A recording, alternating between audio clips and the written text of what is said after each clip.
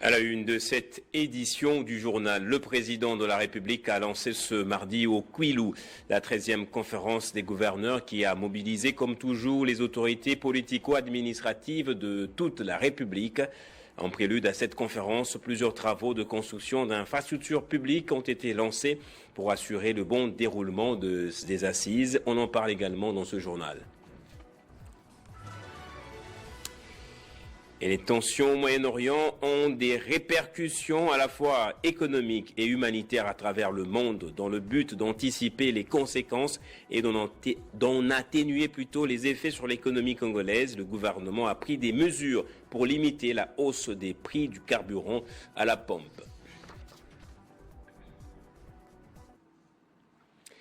Bonsoir à tous et bienvenue dans ce journal. Les travaux de la 13e conférence des gouverneurs se sont ouverts ce mardi sous l'égide du président de la République.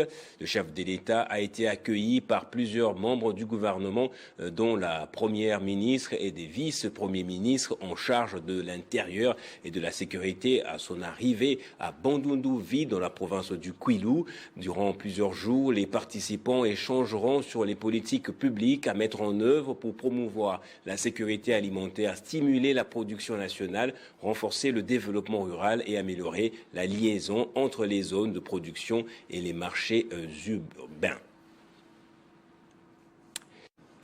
Et derrière les rideaux, loin de tout décor, organiser cette conférence des gouverneurs avait constitué un véritable défi sur les plans logistiques, sécuritaires et en termes de facilité. L'un des principaux défis concernait l'électrification de la province. Défi relevé par le ministre des Ressources hydrauliques et de l'électricité, Aimé Sakombi Molendo, qui a inauguré la centrale hydroélectrique de Kakobola dans le territoire de Gungu. D'une capacité de 10,5 MW, cette centrale au fil de l'eau s'accompagne d'un ensemble complet des productions, des transports et des distributions. Lignes électriques reliant Kakobola aux pôles urbains des Kikwit, Gungu et Idiofa, sous-stations, des transformations et réseaux de distribution pour les ménages, les services publics et les activités économiques locales. Aujourd'hui, la concrétisation de la promesse du chef de l'État est là. Les cités de Gungu, d'Idiofa et de Kikwit seront alimentées. 14 000 ménages, donc 140 000 personnes à peu près. Là, il y a les hôpitaux, les centres de santé, les écoles la journée, mais aussi le soir, les élèves et autres étudiants pourront étudier. Donc, au-delà d'une ampoule allumée, c'est tout l'écosystème de la province du Kwilu qui va changer. Donc le nom d'un simple village, Kakobola, devient le symbole de toute une province. La mise en service de Kakobola permettra d'alimenter plus de 400 000 habitants. Les autorités soulignent son impact attendu sur la relance des activités économiques, le développement des petites et moyennes entreprises et l'amélioration des services sociaux essentiels, notamment dans la santé et l'éducation. Cette œuvre architecturale est une véritable merveille technologique. Pendant des années, ici, il y avait une attente. Aujourd'hui, il y a une réponse. Ici, à Kakobola, nous ne parlons plus d'un projet, nous parlons d'une réalité qui fonctionne. Dans les cadres de ces attributions, l'autorité des régulations de l'électricité a contribué de manière déterminante à la sécurisation réglementaire et économique du projet, notamment à travers la définition du modèle, l'élaboration des grilles tarifaires, l'ajustement des paramètres économiques ainsi que l'émission de l'avis conforme, garantissant à la fois la viabilité du projet et la protection des usagers. Le gouvernement présente cette réalisation comme un marqueur de son engagement à faire de l'énergie un levier des transformations économiques et sociales, conformément aux priorités nationales d'accès à l'électricité et aux objectifs de développement durable.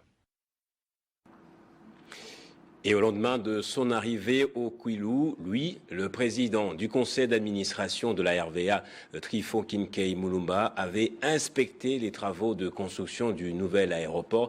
Comme je le disais, à la suite de l'annonce de la conférence des gouverneurs, plusieurs chantiers ont été ouverts dans la province pour lui donner un nouveau souffle. À 24 heures de l'ouverture de la 13e conférence des gouverneurs, l'arrivée du président du conseil d'administration de la RVA, le professeur Trifon Kinkei Mulumba, à Bandundu-Ville, rêvait d'une portée stratégique. En inspectant les travaux de réhabilitation de la piste de l'aéroport réalisés par sa firme, il a exercé sa double casquette de responsable national et des fils du Kwilu. Son jugement réservé sur l'avancée des travaux, appelant à des améliorations, traduit une exigence des qualités pour une infrastructure cruciale. Je viens de visiter les travaux qui ont été entrepris. Alors, pour parler des travaux, vous avez vu qu'il n'y a encore pas grand-chose qui a été fait. La piste est faite avec des malfaçons. Après l'événement, il va falloir décaper et refaire quelque chose de définitif. Au niveau de l'aérogare, vous avez vu, il y a un changement, mais ce n'est pas un changement majeur. Mais comme originaire, je suis extrêmement heureux et je trouve que c'est un honneur que cet événement puisse se tenir. Ensuite, il a lancé un appel à la population à réserver un accueil chaleureux au chef de l'État, Félix-Antoine Tshisekedi. Il y ait le plus de monde possible pour venir accueillir le chef de l'État.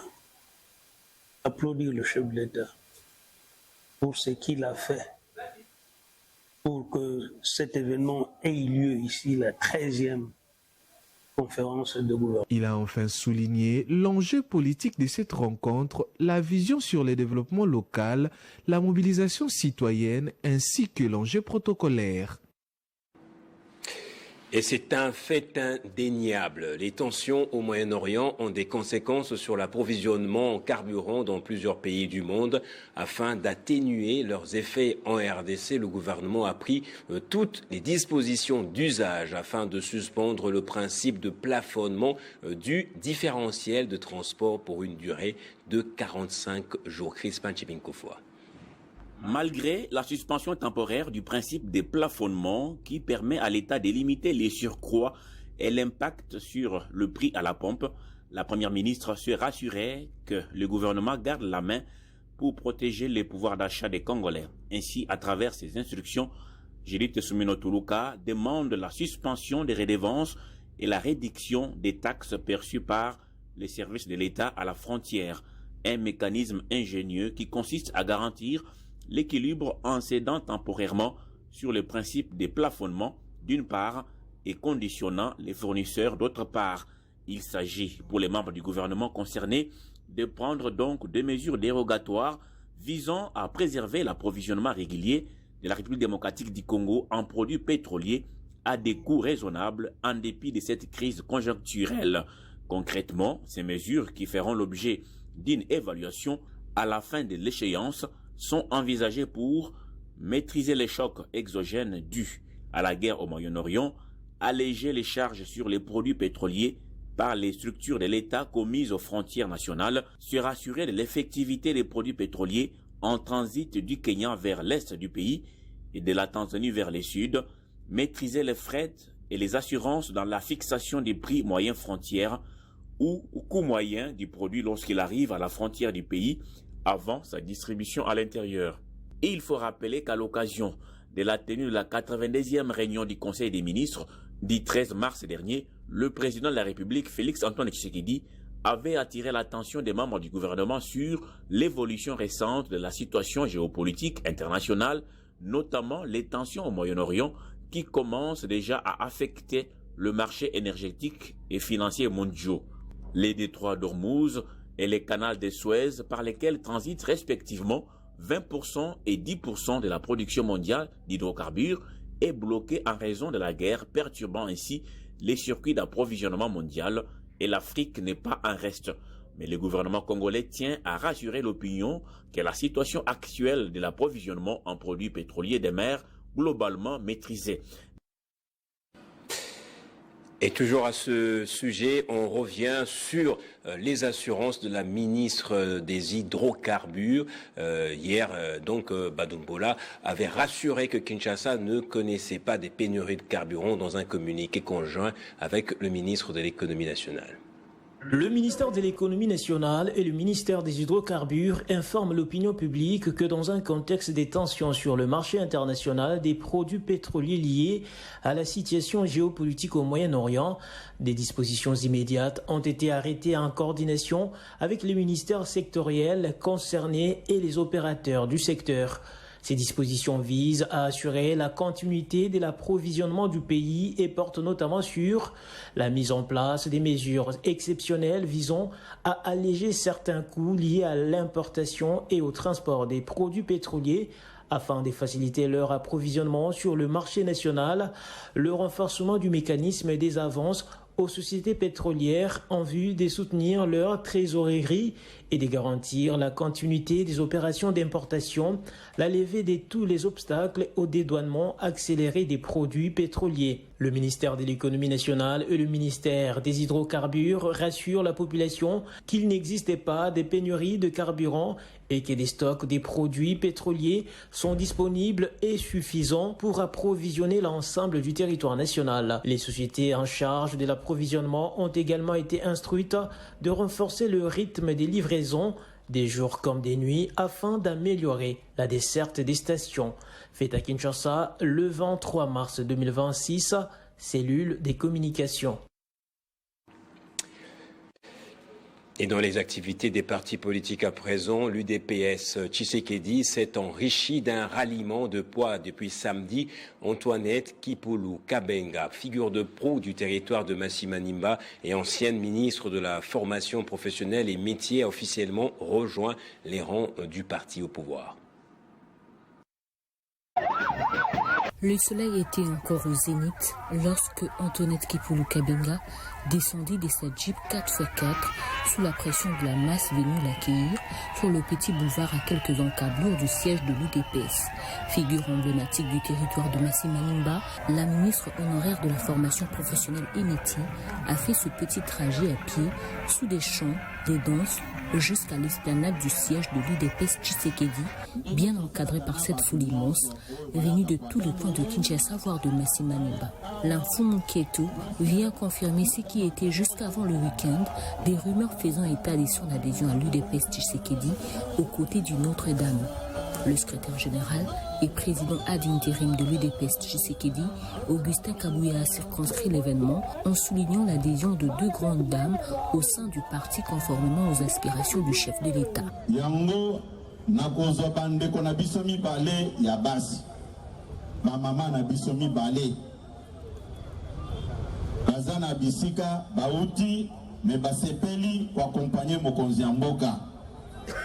Oza koyoka ngai bango balobi tokokende kota na plateforme moko te oyo ekolobaka eza pour les chefs de l'État balingi bakota kaka na ndako na ye.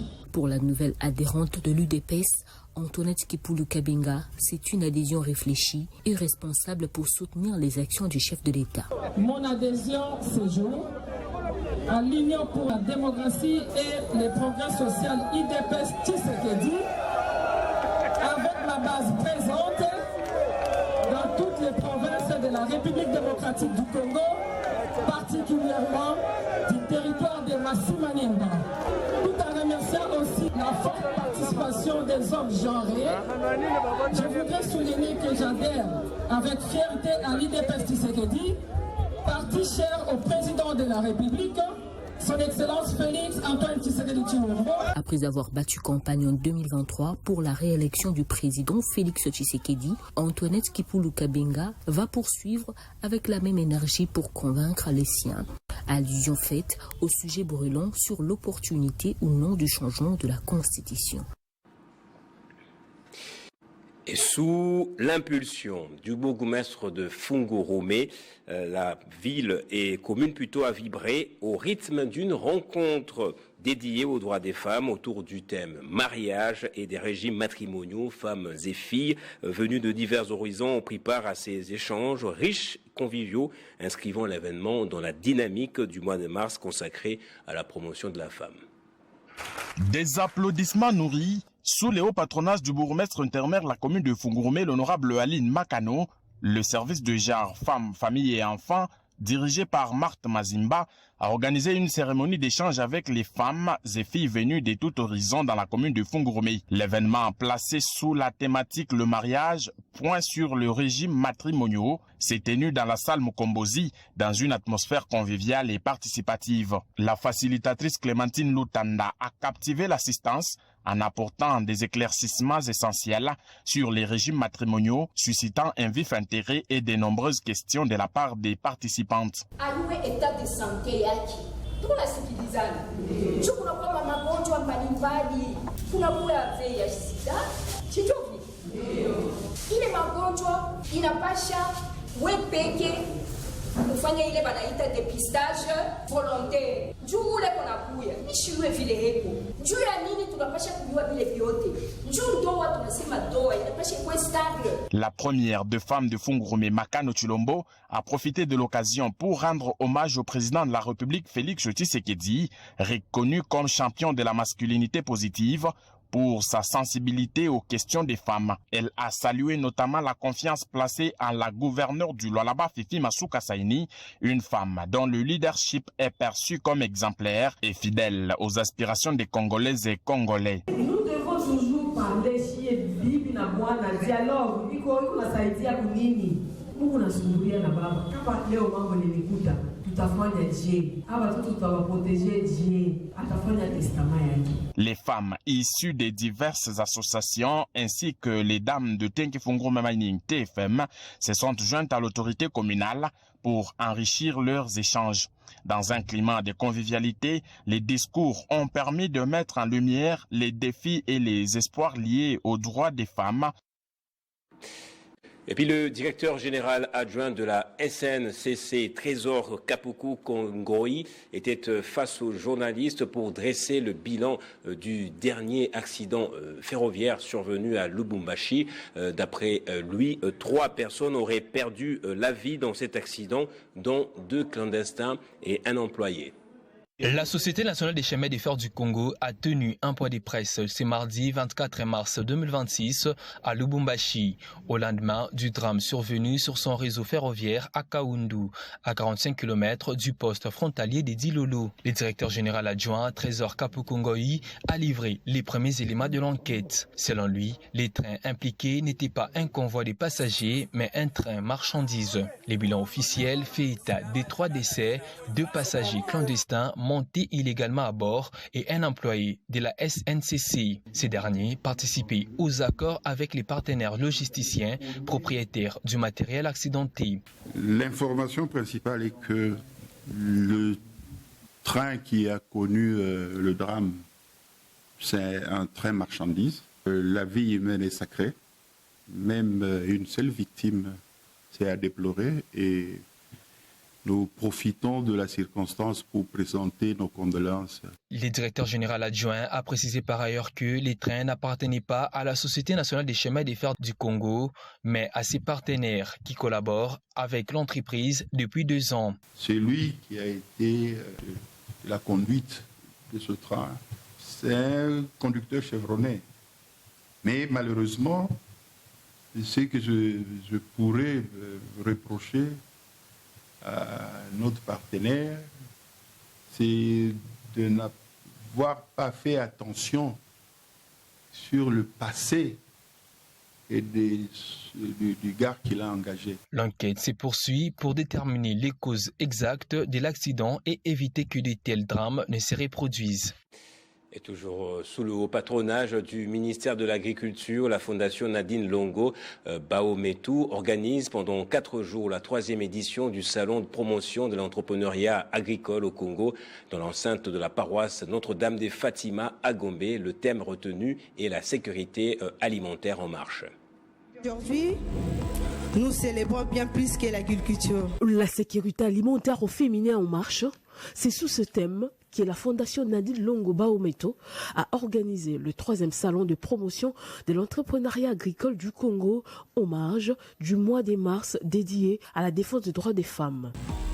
Comme les 4 jours dans l'enceinte de la paroisse Notre-Dame de Fatima à Gombe, les femmes évoluant dans les secteurs agropastoral vont être outillées sur la transformation et la commercialisation de leurs produits agricoles. Le premier jour a été marqué notamment par un échange houleux entre ces femmes et le ministre de l'Agriculture, Moïdo Nzangi, parrain de l'activité. Donc je voudrais bien vous dire ma satisfaction de ce qui est fait par cette fondation, de l'encadrement des jeunes filles, des jeunes hommes dans cette fondation et surtout de la volonté pour cette famille, cette fondation, de pouvoir participer au développement du pays et à la croissance de notre pays. Nadine Longo Baometo, présidente de la FONALBA, appelle à l'accompagnement du gouvernement et du chef de l'État lui-même pour diversifier l'économie du pays. La 4e édition de ce salon est prévue l'année prochaine à Goma, au Nord Kivu, à condition que celle-ci ait retrouvé la paix et que l'autorité d'État revienne. Le choix des FONALBA porte un message d'espoir, celui d'un avenir paisible et prospère à la portée de la République démocratique du Congo. Après le Haut-Katanga, le Lualaba et Kinshasa, c'est au tour des étudiants de l'espace Kasaï de bénéficier des sacs de maïs du service national.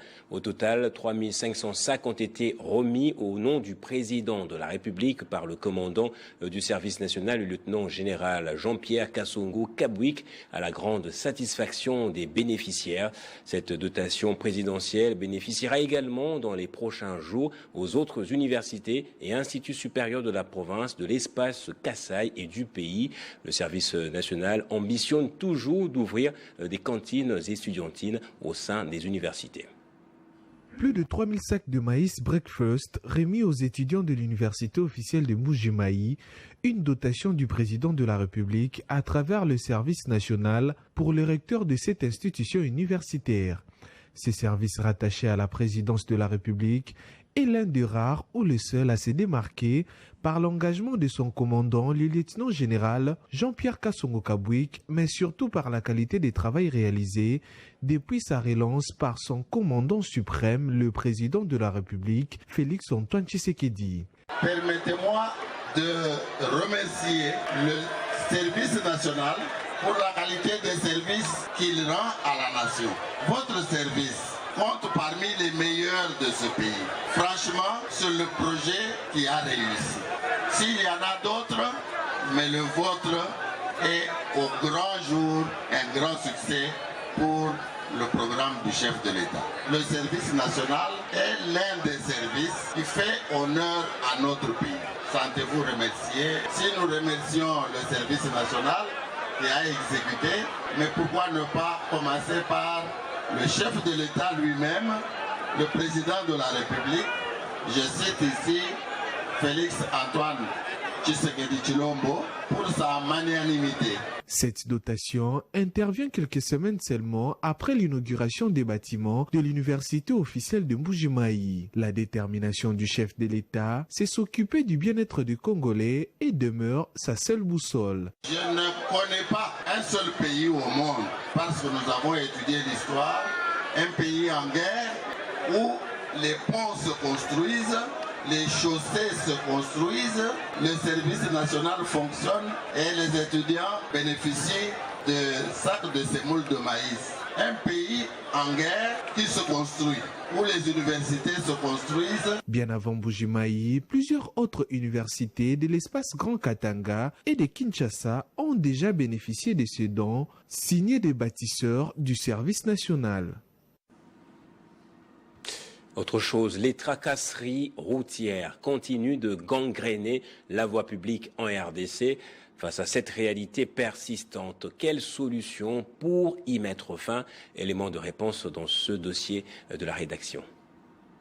Sur les routes congolaises, notamment dans les grandes agglomérations comme Kinshasa, les conducteurs sont régulièrement confrontés à des contrôles multiples effectués par différents services. Si certains contrôles sont légitimes pour garantir la sécurité routière, d'autres relèvent clairement d'abus. Ces pratiques se traduisent souvent par des demandes d'argent sans quittance, créant frustration et méfiance entre citoyens et agents de l'État. Les conséquences sont multiples. D'une part, les transporteurs répercutent ces coûts sous les prix du transport, pénalisant directement la population. D'autre part, ces tracasseries ternissent l'image des institutions publiques et affaiblissent l'autorité de l'État. À long terme, elles freinent aussi les investissements et perturbent les activités économiques. Pour lutter efficacement contre ces fléaux, plusieurs pistes de solutions peuvent être envisagées. Pour arrêter la tracasserie routière, premièrement, qu'il faut améliorer les conditions de vie des PCR, mais aussi faire des formations, des remises à niveau ou de renforcement de capacités pour leur permettre de comprendre leur rôle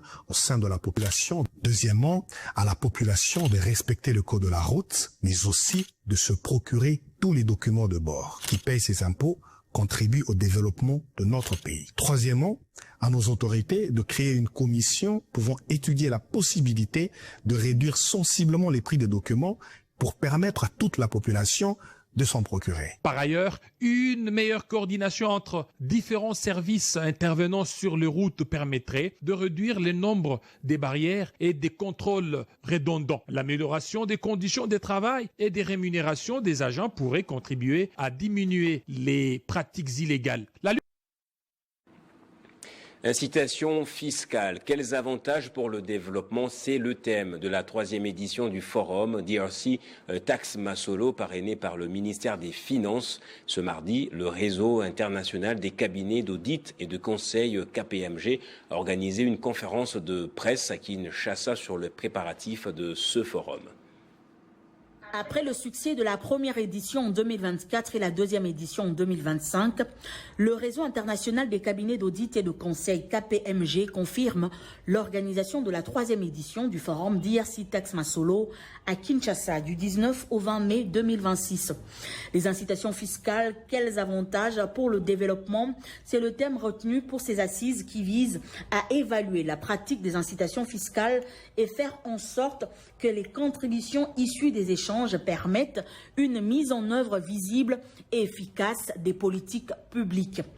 Dieudonné Ntumba Kasonga, conseiller fiscal au ministère des Finances, a, au nom du ministre Doudou Fwamba, pris part à la conférence de presse organisée ce mardi par le cabinet d'audit et conseil KPMG. Le ministre des Finances lui-même, son Excellence M. Doudou Fwamba Likunde Libotaï, qui prête une oreille très attentive aux questions fiscales, parce qu'il concerne notamment la détermination de la politique fiscale efficace. Nous invitons les uns et les autres à rehausser leur présence à ces grands événements, parce que, comme vous le savez, la politique fiscale est un levier important de croissance économique, est un levier important de développement durable pour les pays. Soulignons que les recommandations de la 3e édition du forum DRC Tax Masolo seront prises en compte dans l'amélioration continue des politiques fiscales. Et dans le secteur minier à présent, le club national des sous-traitants du secteur minier a tenu lundi sa table ronde à l'hôtel Hilton. L'organisation, le CNC, veut justement baliser le chemin pour 2026 en vue des actions concrètes de terrain. Pour cette année 2026, le Club national des sous-traitants du secteur minier s'engage dans une vision d'émergence avec comme priorité l'accès au marché, le renforcement des capacités et l'accès au financement. Objectif circonscrit par la coordonnatrice du CNS, Bernadette Poundou, dans cette table ronde, une étape importante dans la redynamisation du secteur avec une volonté claire de passer à l'action. Nous venons de restructurer notre club parce que nous avons un agenda. L'agenda actuel, c'est pas d'être là seulement comme un club qui fait des réunions et tout. Nous voulons être le club qui compte. Nous voulons faire partie de la chaîne des valeurs aujourd'hui dans le secteur minier. Donc, nous avons mis en marche une certaine stratégie que nous n'allons pas dévoiler ici pour nous permettre d'obtenir ce que nous avons comme plan, d'obtenir ce que nous avons comme ambition. Le secrétaire Patrick Kassenda a également réitéré cette ambition du CNS de devenir un véritable outil de structuration et d'accompagnement des entreprises.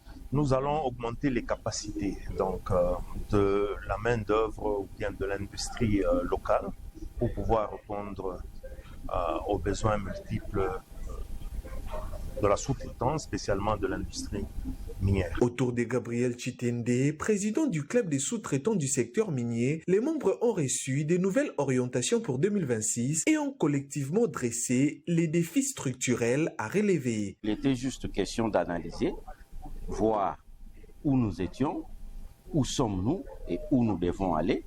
Nous avons fait cette analyse-là et en profondeur, c'était pour répondre aux besoins du chef de l'État qui veut créer des millionnaires congolais. Combien de millionnaires avons-nous déjà créés? Combien de millionnaires restent à créer? Et qu'est-ce qu'il faut faire pour augmenter ce nombre? Disposant d'un potentiel important, le CNS déterminé à renforcer sa crédibilité d'interlocuteur auprès des opérateurs économiques.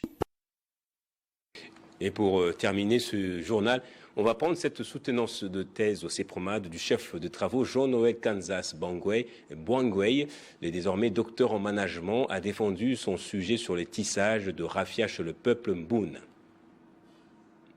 Socle du management en République démocratique du Congo, l'université du CEPROMAD poursuit son vaste chantier de production de ses propres docteurs dans tous les domaines scientifiques. Et cette fois, la recherche réalisée par le chef des travaux, Jean-Noël Kanza, est originale et exceptionnelle et porte sur la modélisation et l'optimisation de l'innovation disruptive dans la filière des tissages du rafiage chez les Imboum, de la production et la commercialisation, élaboration et application du modèle Otonga Dia. Après délibération à huis clos, le jury a pris la décision suivante.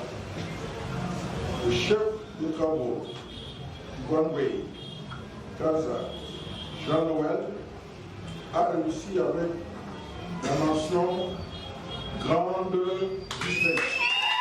À travers cette recherche, l'auteur pose la question: comment transformer une filière artisanale traditionnelle sans altérer son essence culturelle, et comment la modélisation et l'optimisation peuvent-elles renforcer durablement la performance économique, organisationnelle et culturelle de cette filière. Ainsi, conclut le chef des travaux, sa recherche constitue une tentative de réconciliation entre la tradition et la modernité, la culture et la performance, mais aussi la rationalité scientifique et la logique communautaire. Aujourd'hui, nous avions remarqué que tout ce que nos ancêtres faisaient était presque négligé. Ils faisaient la mathématique sans le savoir qu'ils font la mathématique. Ils utilisent l'outil, mais sans le savoir. C'est pourquoi nous devons faire voir sur les plans scientifiques qu'il y a moyen d'utiliser la mathématique dans nos traditions. C'est ici l'occasion pour les scientifiques congolais de rendre hommage mérité au recteur magnifique Oscar Nsaman, premier docteur en management qui avait en son temps demandé au gouvernement que le management soit enseigné comme filière à part entière. Aujourd'hui, les compris est désormais compris. Place au rappel des titres à présent.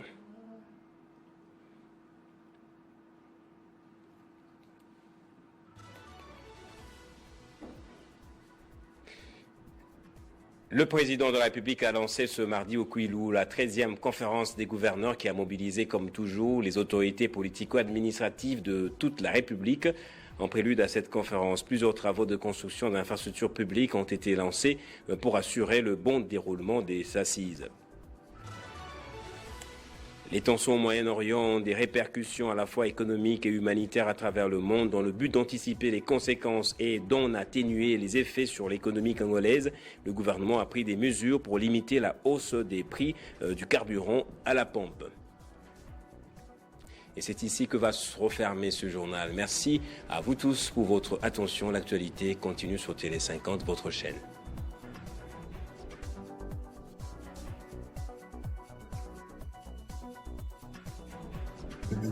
Retrouvez toute l'actualité en continu sur www.tele50.cd.